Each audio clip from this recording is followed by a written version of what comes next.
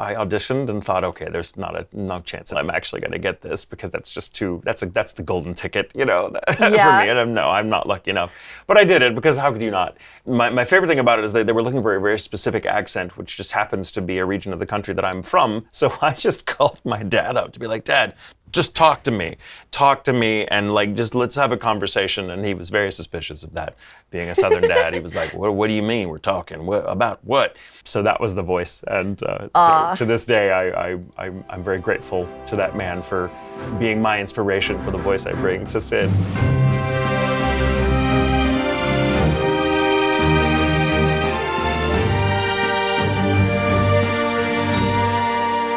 I understand that you're a gamer, right? So I am. I am not. At all. I like to watch other people game because then they'll get somewhere, and I never do because I'm terrible at it. So what's your experience of gaming? Talk to me about that world. I've been playing video games since my essentially my conception. My dad had an NES, and my first video game was Mega Man 2 on the NES. Oh, wow. Okay. See, I'm not a gamer that I don't know what that is. Yeah. Like I had an NES growing up, but that's probably the last time I gamed consistently. Yeah. I played that, and I then, the age of 5, it was shortly after Pokemon Red and Blue came out in America, and my dad had a Game Boy, and he got himself Pokemon and got me Pokemon. And so I've been playing handheld and console my entire life. So you're just hardwired for it. It's been part of your life from the get-go. Yeah. I see. I feel like I was kind of late to the gaming world because it was a new thing when I was a kid. I'm older than you, and just a little bit. And and I also feel my family we only got consoles when they were no longer cool. So right. I think I got an Atari when the first Nintendo system came out because okay, they've gone down in price now, we can afford the Atari because, that was the big thing. And I only got a Sega or a Nintendo once Sega came out, all these different things. I was always one console behind. I kind of felt like that too though. Yeah? Yeah, because we played at my grandma's house, my dad's Odyssey, which is very old Atari, boop, boop. My first gaming computer was a Commodore 64. Amazing. And I used to play, there was a couple games. I was in remedial math because I wasn't very good at math. There's a reason I became an actor. But I used to have to play a game called Math Busters, and it was, you got to solve, problem was so boring. But I played that, but there was a game, I want to say it was just called Transylvania, and it was one of those kind of text visual games where you'd have little text at the bottom of the screen describing what's going on, and just a solid, a static image of a scene, and you were like, okay, I'm gonna turn left, so you'd hit L on the keyboard, and it sounded like, a punch card. And then if it took too long to load the image, which you were familiar with, you're like, uh-oh, there's a werewolf or a vampire about to appear. So the computer gave you 15 minutes warning. I love that. Yeah, I mean, have you played any of the just straight text-based RPGs? I have not. It's so interesting what you can do with just, a couple lines of text and just clacking in go north. And then you're going to be eaten by a Gru. Okay, well. So I spend most of my time, I try to get familiar with games by watching my husband play them. Brandon is much more adept at them than I am, and he's got that hyper-focused way about him that he can go all in. So I sort of watch it and have the cinematic experience. I love that, because honestly. I'm if I left to my own devices, I would not make us past the first stage. Yeah, I mean, hey, that's why people watch streams. Exactly. It's you have a streamer just right there. Thankfully, those exist. Yeah. Those are for me. I am the audience for those. Yeah, same. Even though I'm a gamer, I also watch a lot of streams, and I played. I've played many Final Fantasies, but I also watched a full playthrough of Rebirth on Twitch. Yeah. Which was very good because there were some things that I had missed. And so this person took a lot of time to make sure to get to everything. Oh, and that's so, great. yeah, I got to see all the little extra stuff. What was your first Final Fantasy? Do you remember? So my first actual Final Fantasy was Final Fantasy IV 3D on the DS. Oh. And I really enjoyed that. Nice. As much as I got upset when they reset you halfway through the game back to level 1 at with a different class. I was just like, but I liked being the edgy dark warrior, because they turn you from a dark warrior to a paladin. Okay. Yeah. Like you can't be trusted with that responsibility. Back to square one. You Right, go. right, exactly. My first Final Fantasy was the first one in '87. Wow. I'm dating myself, I know, but yeah, it was such a game changer and so revolutionary. That's why it's so cool to get to say I'm part of that family now, because it's been on my radar in some form or fashion for like a long time. Yeah, many years, and it's super, super cool. That's so awesome. Yeah, I did go back and play those like Final Fantasy 1 and 2 with like the old hardware after I like got the taste for them. Yeah, the world building in all of them is just unsurpassed, and I'm all about like just the kind of that open plan where they all have such a huge, like the scope of the storytelling is so amazing. That, I mean, if you'd have told me, especially when I was a little bitty baby Michael, playing Pong on my Atari, that would eventually be what video games turned into, I wouldn't have known how to believe you. I think about that all of the time. All of the time, I'm just like... And that's happened within our lifetime. Yeah. Well, maybe within my lifetime. I mean, I was born early enough that, it was still the 8-bit games coming out, so, yeah. I gotta say, my love affair with Final Fantasy probably began with the music. I've always been into music, especially for media. And God, the scores for all of them are just breathtaking. And I used to I would go out, and my little pianist nerd self would go out and buy all the sheet music, and or try to teach myself the pieces by ear if I couldn't find the sheet music, because I grew up in a very small town where these things were not always easy to come by. Oh my God, same. I got to see a live concert of Rebirth being played on stage here in town, and it was that's so cool. It was my first time getting to see it done like live with a full orchestra, and it was magnificent. That's so good. I wanted to go. I regret that I wasn't able to, but next time I will catch it. There'll be more. Yeah. I really like how the world and like the motifs, it's always a different story in kind of a different universe, but it's still the Final Fantasy universe. Yeah. And they have the beats that they hit and the motifs that are going to be there, and seeing what like the different ways they've built with these building blocks this time, and I really enjoy that. It's so cool. I'm kind of a nerd for music composition. That became my pandemic hobby. Some people baked bread. I decided to learn composition, and so I've always, music has been part of my life since a very, very young age, and it's much older than acting for me. And I started acting very, very young. I was about 10 years old when I started acting. And but music found me earlier. So music, I've always had an ear for it, and I grew up on soundtracks, and video game scores, and I just have there's such a soft spot in my heart for especially the older music. I'm obsessed. Do you have any cool favorite game music? Ooh, yes. Instead of being in like band growing up, I was in choir my whole life, and I always gravitate toward things with a vocal performance, and one of my favorites is Jonathan Coulton's songs. He did the 2 ending songs for the 2 Portal games. Yeah. And those songs are amazing to me, and he's such a good composer and game writer.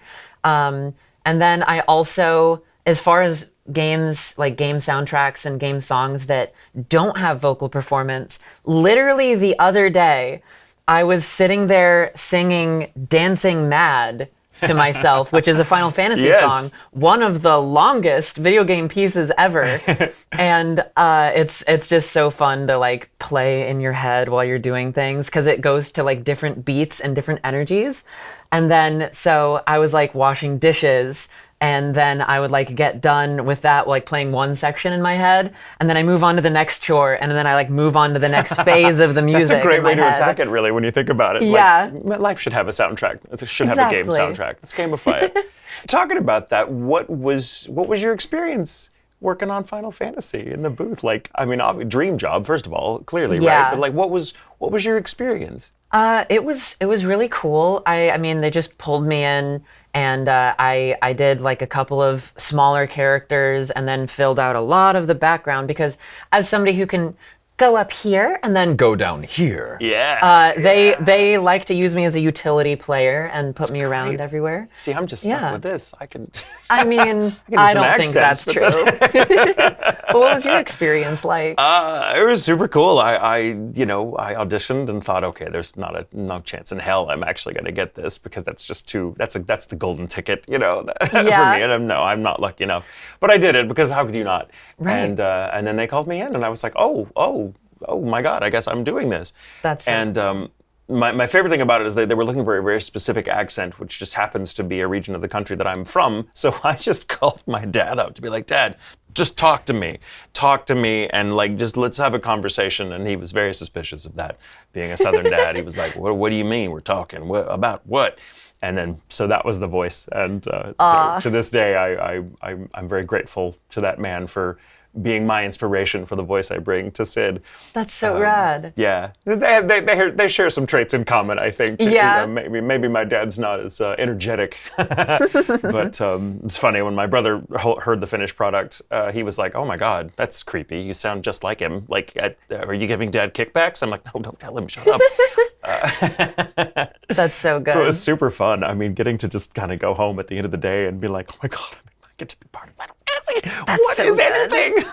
That's so good. Like skip all the way home and then just have to wait forever for it to come out and then know that I'm like, babe, you have to play the game so I can hear myself.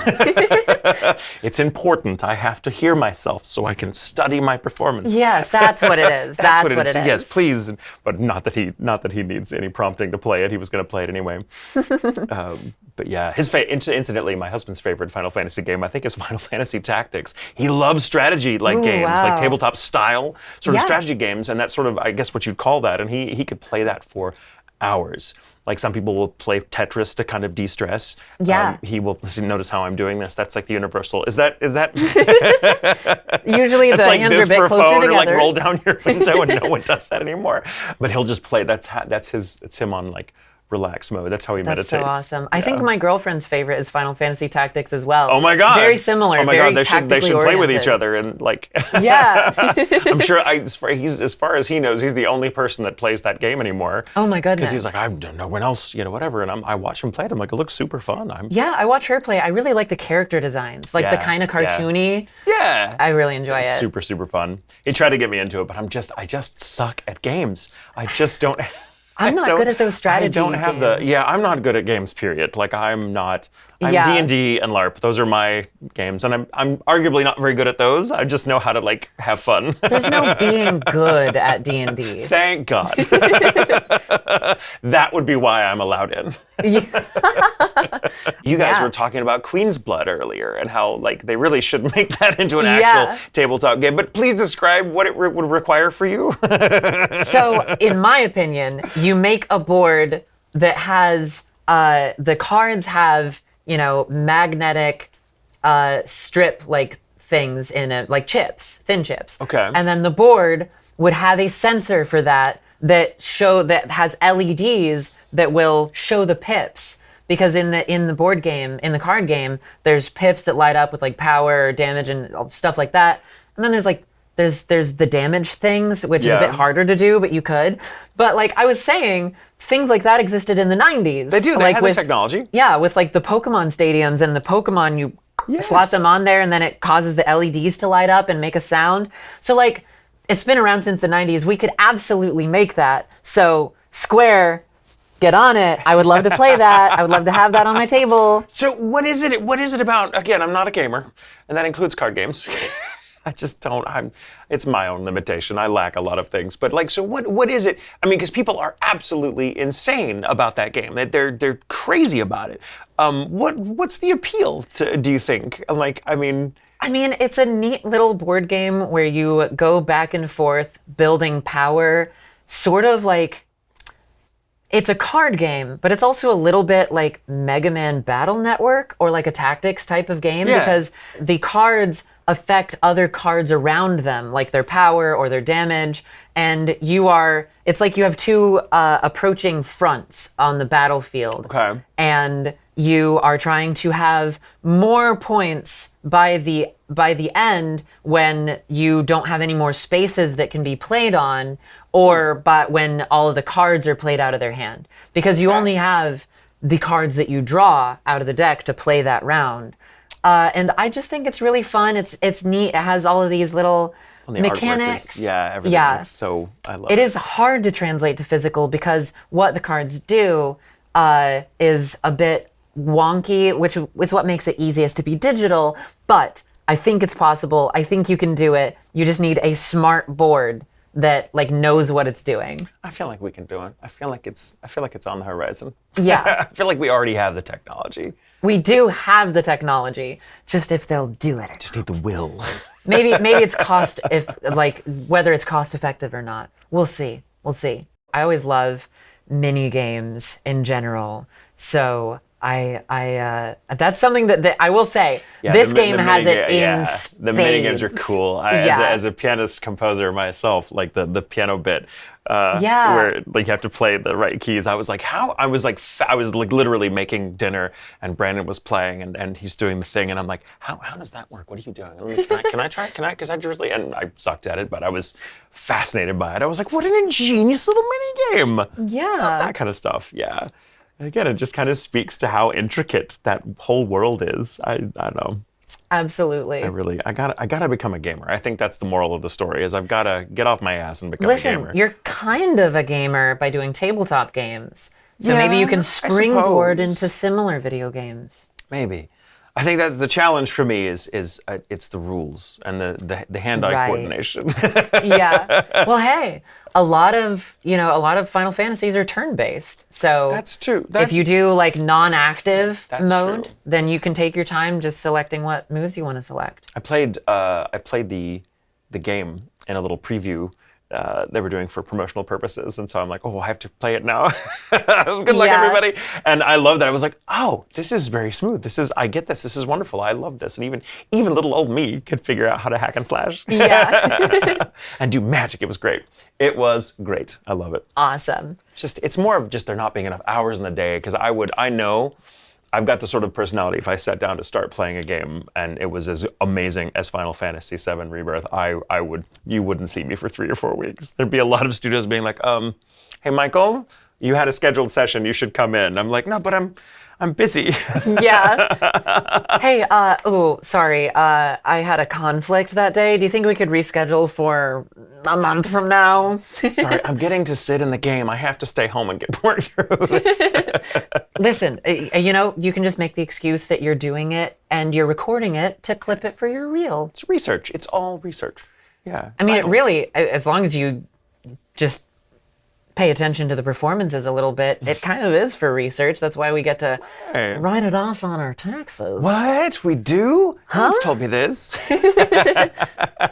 I mean, it's true. Like, you have to stay current in your industry. So, that's true. You can make the excuse that playing games is your job. It's how I keep tabs on my friends now. Actually, I'm like, a little bit, yeah. What are they up to? Oh, look at them. I love playing a game and being like, okay, let's see if I can just name my colleagues just from hearing the character. Sometimes it's really easy. Sometimes it is quite difficult. Oh yeah, some actors have the range where I'm like, that could be. I have no idea. But some you work with enough, you're like, that's Matt. That's Britt. I know those voices. Yep. Yeah. I'm one of those actors. They can't hide from me. Yeah. I'm one of those actors who, like, because of being trans and having that masculine range still, a lot of trans women actually lose that lower register when they train themselves up into the higher one. So, but I worked very hard to keep both. And so I get very often people being like, oh, I'll just be in conversation and they'll just randomly go, wait, hold on. You were in that? And I'm like, yeah, I played this character. And they'll be like, I had no idea that was you. And I'm like, Nice. that's my party trick. So you talk about, you still use, your whole range, which is fascinating. Just from a vocal perspective, I find that fascinating. How do you cultivate that? Like, what's your secret? I mean, honestly, it's just spending a lot of time practicing. Sure. Taking classes, and then also using vocal like blueprints, like vocal role models that allow me to pull myself to new places. And I always talk about like finding like a place to build your foundation, and then building the house, and then building the yard where I can explore and play in it. And so it's interesting because some people say like, okay, like find your center and then we're going to move out of it. Whereas I feel like I've had to build two centers. Like I have two defaults where I have this default, which is a bit scratchy right now because I just came from a session where I was screaming bloody murder for 3 hours. I know that feel. Yeah, but so I have that, and then down here I think is my other center that I build masculine voices off of. Okay. And then I have those places, those two places that I hone in on, and then use vocal role models or practice or whatever to explore the yard around them and find new voice prints. That's so fascinating because I imagine you must have an awareness of your voice in a way that a lot of people never cultivate because their voice is just their voice. They don't really think more about it. Even professionals in this business, that's just, I kind of, I'm hearing your wonderful galaxy of ranges and I'm like, I'm so jealous. I've had to think about my voice a lot my own life because I had a stutter when I was a child. And so I couldn't take articulation for granted and really struggled. That's how I got into theater, incidentally, because I had a speech therapist who was like, hey, if you have a good mind for memorizing, words on a page and being able to say them without your speech impediment about 80% of the time. So she had ties to theater as a dialect coach and a voice trainer. So she was like, you should get into children's theater. And I did. And that's kind of how I literally found my voice through acting. Cool. So I imagine that it must be something similar where like there's just certain things about our voice and the way we use it to relate to other people and how we use it in our profession that we can't take for granted, that we have to think about and really, I don't want to struggle with. It's not necessarily a struggle, though I imagine it can be, but it's more of just this like, we're just conscious of our voice. Right. In a way, It's an understanding that I think comes from a place of real drive. Because, when you have something that you want to accomplish, you have that drive to really get in touch with your body and the process in ways that other people, it's not that they can't. I always say, I think anyone can have the range that I do. It's just the matter of having the drive to actually put in the work to get there and find those places in your body, get in touch with it and learn. Because I said that I was in choir my whole life. I sang bass in college. So That's so, I'm sorry, I just love this. This is amazing. Every Yeah, so time you do that, I'm like, do it again. No, it's not a party trick, but you know what I mean. Yeah. That's so impressive. But it's it's just that thing of if I could do it, anybody can. I guess in theory, sure. Yeah. But I guess that there's a whole host of life experiences that brought you to being able to do that. Yeah. Like to having two different centers of your range. You're like a Time Lord with two hearts. It's amazing. I love it. I love that. I am such a big Doctor Who fan. Oh, me too. Oh my God. That's awesome. That's a whole, We'll talk about that later. Oh my God. I have never been more nervous in my con-going experience than meeting a Doctor Who cast member. And I've met several at this point. And every time I'm like, people will come up to my table and they'll be nervous and I'm like, oh, it's fine. I'm such a jackass. Don't be nervous. And then they'll come up and whatever and I'll be like, whatever. And then I'll go over to say hi to a doctor and I'll be like, I'll do the same thing. I'll pace back and forth. I'm like, oh, no one's up there. I'll wait. Oh my God, same. Legitimately, I have never felt nervous meeting any other people that I'm also guests at cons with, except for Paul McGann. Oh, I met Paul McGann too. And so much of what he's done in the franchise is voice work. Yeah. Because he's done so much of the Big Finish audio stuff, which I'm a big Whovian. I go back to the old original stuff too. I mean, like, That's so great. I kind of grew up on a lot of it in reruns on PBS when I was a kid. I was a weird child. I watched late at night British television shows. Oh my God, me too though. Little Texas boy at 2 o'clock in the morning, because I had a little TV in my room, a little tiny baby TV, and it used to get PBS, and I would watch Doctor Who on it, and I was like, what is this? So let's talk about our experiences of being members of this community, but also of the voice acting community and of now the Final Fantasy family. Being a member of this community, specifically a gay man growing up in North Texas in the 80s and 90s, I couldn't take the goodwill of other people for granted.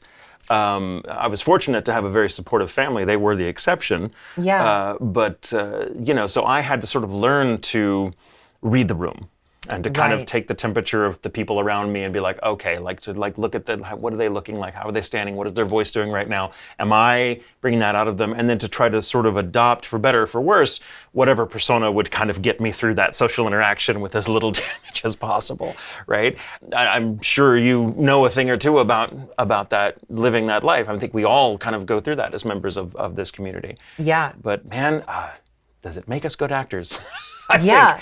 And in the same way, having it, there's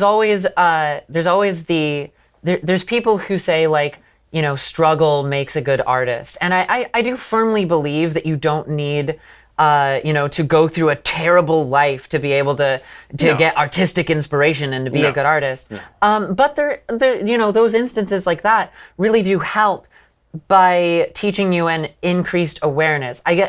I guess what it is it gives you fuel and gives you experience to work from that other people will train into in other ways. And so you have a little bit of like a head start of being able to use those tools that you put in your tool belt early on and have that experience without saying that like, oh, I grew up and, I was in fear of being stoned alive or something. It wasn't like that. But I did grow up in like a conservative area, farmland. And it did give me sort of this sense of the outsider, plotting their own path that is not what everybody else says it should be. And it kind of gives you that like main character energy, I guess, to be able to harness. Well, because I suppose growing up, we didn't really have prepackaged role models the way other people might, because we had to sort of either create our own or do a lot of digging to find historical precedent, and that kind of, I don't know. I agree with you. I don't think I hesitate to say like, oh yes, go through struggle. It's great, because it's let's be honest, like the struggle a lot of people are forced to go through on account of who they are is bullshit. They shouldn't have to deal with it. Yeah. And I would love to live in a world where that's no longer a thing and people can just do what they want to do and be actors without having that kind of backstory to bring into it. But since we're here, I do notice, you talk about feeling like an outsider, and I do feel there's kind of there can be, if you're lucky, I think, a sort of power to being the outsider, a sort of perspective. I agree. That can be your sort of superpower if you know how to use it, especially in this space. And acting and the arts have long been a place where our community has found themselves, because we're allowed to experiment. We're allowed to play with ideas and kind of figure out who we are and go a different direction, because that's the job. We were talking earlier before we started about like, when we get an audition, we have to figure out how to satisfy the trope. They're looking for a very specific voice print. They're looking for a very simple, so that they'll always be like examples of what they're looking for. And so your idea is like, how do I sound like that person, but also me? And so kind of having to play that game is fascinating. And I think we have a lot of experience of that just in our day-to-day life. Yeah. So when an audition happens, we're like, oh, well, okay, go home, bitches, I got it, Yeah. Oh my God. I love those instances where you get an audition in your inbox and you're like, oh, I mean, yeah, I mean, this is just my role. And Yeah. then like you Oh knock my it out in God. 5 minutes, send it out. Although you have not lived until you have been in the specs, mentioned by name. Yes. And then you don't get it. I'm like, oh, they're looking for a J. Michael Tatum sound. I got this. I'm looking for a J. Michael Tatum sound. And then I'm like, well, look, no, it's not me. Okay, got it. Apparently there's people better at being me than I am now. Yeah, but I mean, I also love like the aspect of voice acting where, you know, you get to explore, like you said, explore and like be somebody that you could never be in person. Even more so, like it's a big part of why I'm a voice actor instead of an on-camera actor is because I can do, you know, I can use that range without feeling like I have to, you know, if I had to dress as a man with short cropped hair, like somehow broaden my shoulders or something on camera, I would not want to do that. But to give life to a character that is that with my range, that's just play, baby. I love that. I love that. I love that take. I feel the same way because I mean, look at me. If I were an on-camera actor, I'd always play a cop or a thug or something. I mean, that's just my look. I'm Central Cat, and I'm not. I'm the squishiest, nicest person you'll ever meet. I can't throw a punch to save my life, but I'd be cast as that. And I'm like, I love being able to voice act where I can play characters that I would not in a million years match physically. Or that I would be comfortable with necessarily being in that space. Like, I guess in voice acting, there's another aspect of voice acting I really have always appreciated is that perhaps more so than other types of acting, I feel that I share the role with everyone that's part of that community because it's just like, oh, I'm the voice, but then there's also an animator and a developing team, and there's also the fans, and you go to a show and cosplayers, and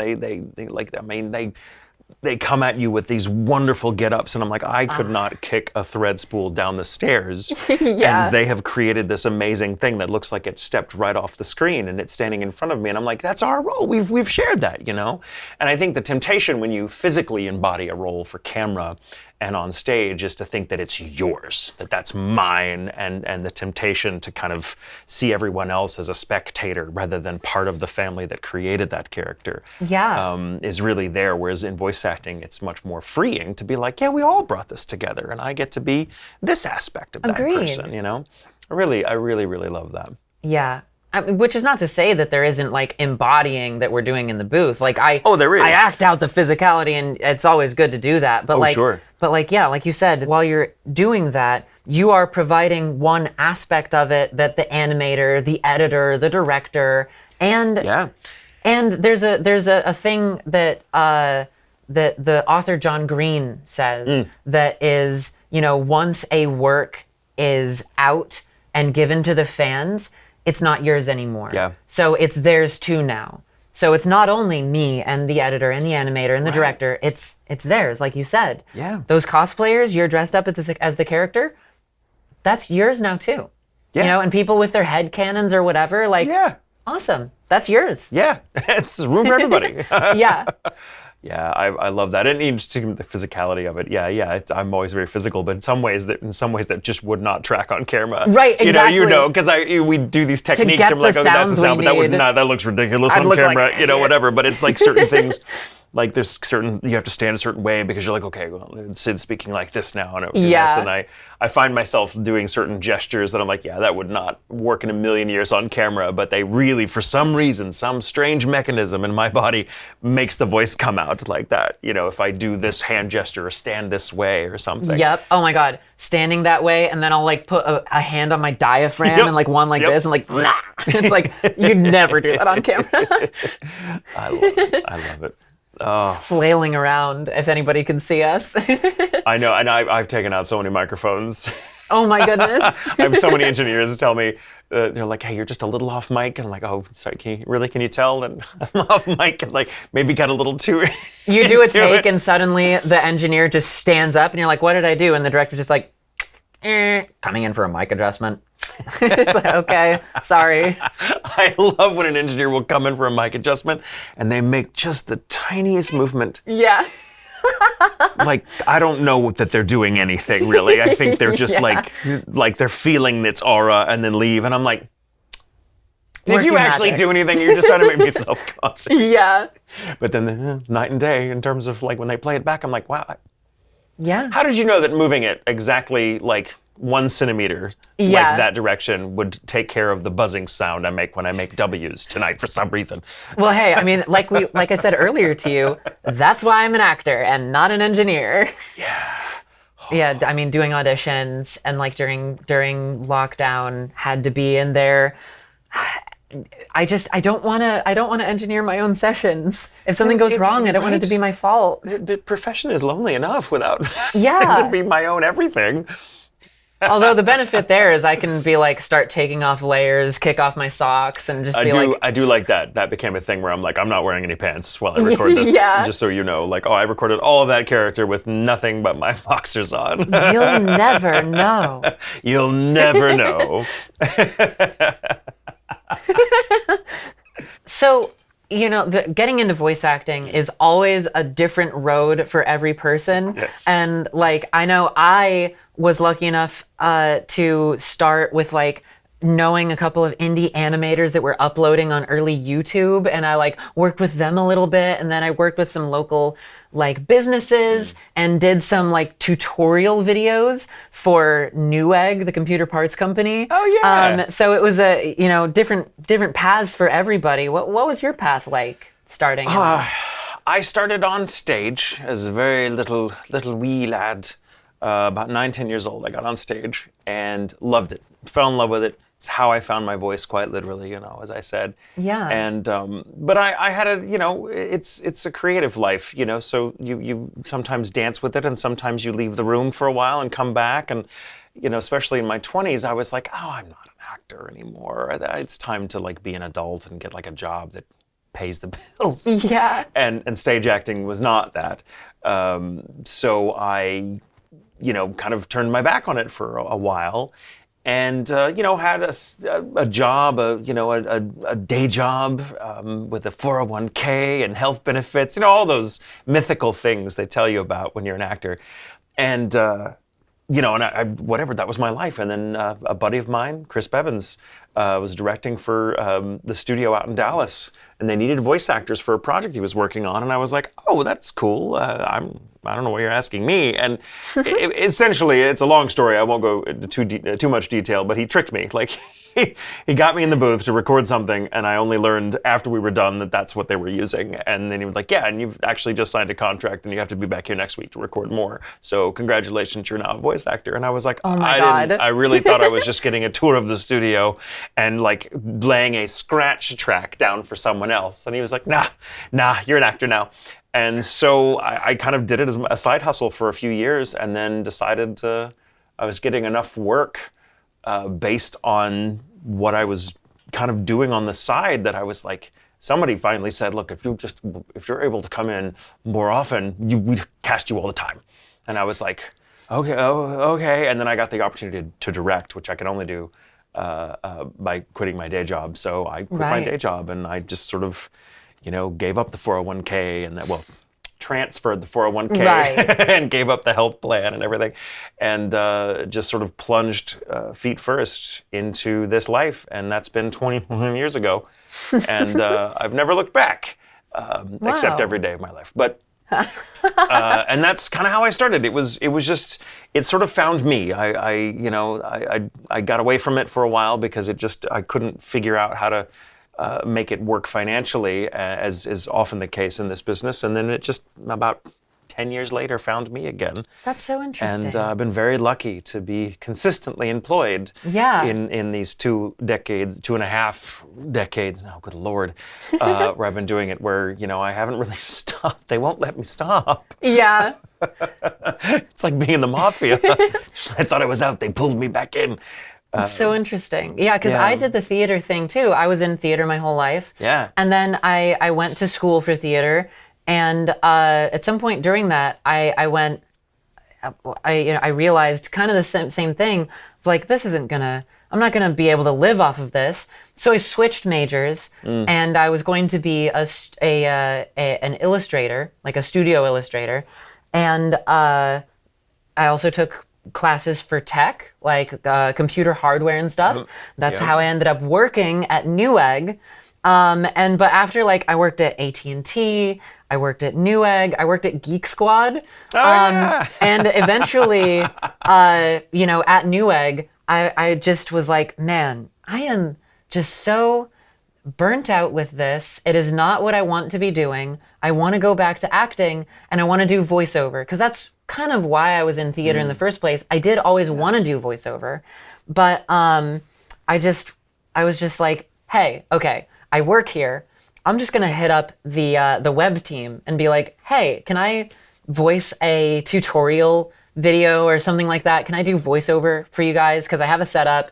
I made enough of a setup to work. And they said yes. And then that was my first paid gig. And from there, I was kind of like, wait. Okay, I just got paid for this. I can show other people and be like, hey, I just got paid for this. Do you want to hire me as well? And it worked. And I was very happy, very glad that it worked. That's awesome. Yeah. But like you said, it's never a straight line. I'm always at a loss to answer when people are like, how do I become a voice actor? And I'm like, I'm still figuring out how the hell I became one. So I don't know. Don't follow my path. I got away from it for a while and then got an offer and said no. And luckily they didn't take that. So, so don't do what I did. I don't think that works anymore. It was also a different time. It was kind of the wilderness years where there just weren't enough, especially in Texas. There was only a relatively, compared to now, much smaller talent pool. So that's why we were in everything. If you were a working voice actor in Texas and Dallas, like you were in everything, because they only had maybe 100 people tops that they could call in for everything. And it was a great time to get into it. But it was also, something in the old days, especially when I was working on like anime dubs and stuff. That was the bulk of my career has been working in anime dubs and anime adjacent things. Yeah, same. And which is such a gift. I mean, but in the old days, there was no oversight. We were just a bunch of renegade former theater kids, getting away with murder and loving every second of it. And I found, incidentally, to kind of bring it back to Pride, I found that my queerness really helped me navigate those uncertain waters, because it is such an uncertain profession. I mean, one, it's nothing but rejection for like a lot. It's like 90% rejection. I think someone, like a Matt Mercer, maybe wins, as amazing as he is, gets wins one audition out of every 100. And that's a good number, right? There's a number Steve Bloom told me once where he said he thinks in his best year ever, in his whole career, he got like 15% of his auditions. And he was like, this is the peak of the mountain. Right. It's never going to go up from here. So it's a lot of, rejection. Rejection's a hard way to look at it, because it's not like they're saying no. It's just you're not who they're looking for. And how many times are you part of the 5 that you never know? It's true. Yeah. But I think, my being a gay man that grew up when and where I did has really helped me kind of navigate the uncertainties. And it's worth it, because this being in this creative field does feel like a safe space for members of this community in a way that other fields may not be. Again, I've been very lucky to have been supported just about anywhere I cared to go, but this really feels like I've always been searching for myself in a sense, because it wasn't just, I didn't have a prepackaged identity. We weren't fortunate enough to have those. I was different. Yeah. And parents, even supportive family, didn't really know how to help me figure out those benchmarks or those struggles. And so I kind of had to figure it out on my own, and kind of find my own role models, as we talked about, and kind of dig for my own histories, and so it made me again, not being able to take things for granted. Being here as an actor, I'm like, oh, finally I can use these professionally. Like, I've been doing this my whole life with just me. And now I can use these tools, in a space where my own personal struggles, my own personal philosophies that are born of those life experiences really help bring other people's vision to life, which, it helps me be part of this larger family where we're all creating, and that's lovely. And hopefully, the fact that we're in this business speaks to young people that don't feel like there's anywhere for them to go, or that feel like they don't have role models or don't have stories that speak to their lives. Hopefully that, with us, and people like us being part of that, I'm like, no, we're here, we're doing it, and you can come too. There's a place to go. There's a great little moment in The Devil Wears Prada, where Stanley Tucci is talking about being that weird little kid, gay kid who was obsessed with Vogue, and he was like, I'm growing up in the middle of nowhere, but people were making this, and people were, obsessed with fashion, and this was my community, and he's like, here I was in the middle of nowhere, surrounded by nothing but hostility for what I was. This is not what he says in the movie. What a different movie that would be. But it's the implication is that, he really found himself by looking at the work of other people who had. And that's such an important thing, and something I always think about, because as you know, as actors, we're frequently called to be voices or to take on roles for properties that we may not be the fans of. Right. I'm 49 years old. I'm not a gamer. Now, incidentally, I am a fan of Final Fantasy. I'm the target audience because I maybe in my way I like to watch other people playing it. But what a beautiful, beautiful property. But either way, if we take on a role that we feel like, well, it's not something that necessarily speaks to me or that tells my story, but something about my own I can bring to bear on this role and honor the people it is for. And as an actor, you just never really know what you do, how it's going to affect somebody else. There's always going to be that one person who needs to see it and needs to know that we exist. Very much. And that we're able to do what we do and use our experience to hopefully going forward, making sure that other young people don't have to go through what we went through, or that nothing else, they have the tools to survive it and power through and become their own badasses. Yeah, that's why I try to be, as visible as I can. There was that question when I first started getting like a lot of roles where I knew I was going to be like, people were going to know my name, that I was like, there's the question of like, how out are you going to be? And I didn't think about it for long. I know some friends who have struggled with that question a lot, but I didn't think about it for long. I just said, I'm going to be as visible and as out as I can be because, growing up, finding my community, finding my history of like my people was its own like quest. It was an adventure. Like I had to go out there and do it because I didn't have my community already around me. Kind of like what you were saying, we had to find it. And there weren't a lot of role models. And so if I can be that, and if I can be that for other people of, any sort of marginalized community, just showing that people of like marginalized communities or that have like something different about them, be it like queer or neurodivergent or whatever, I want to make sure to be a part of a force in this industry that lets them know we are here and there is a place for them and that their community is there. Because even outside of acting and stuff, if I had been able to see people doing what I do, I would have at least known there were just enough other people like me. Yeah.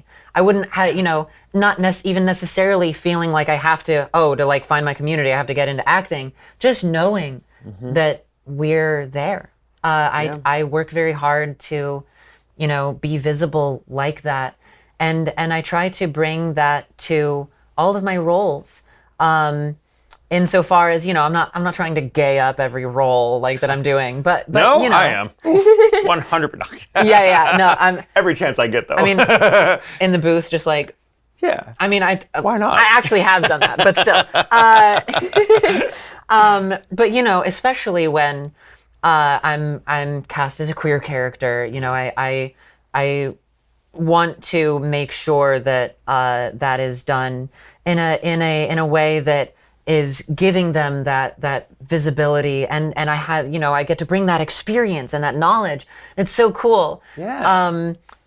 But even non-queer roles, I love just taking that, that we had to have that experience in life, and every creativity is always an adventure.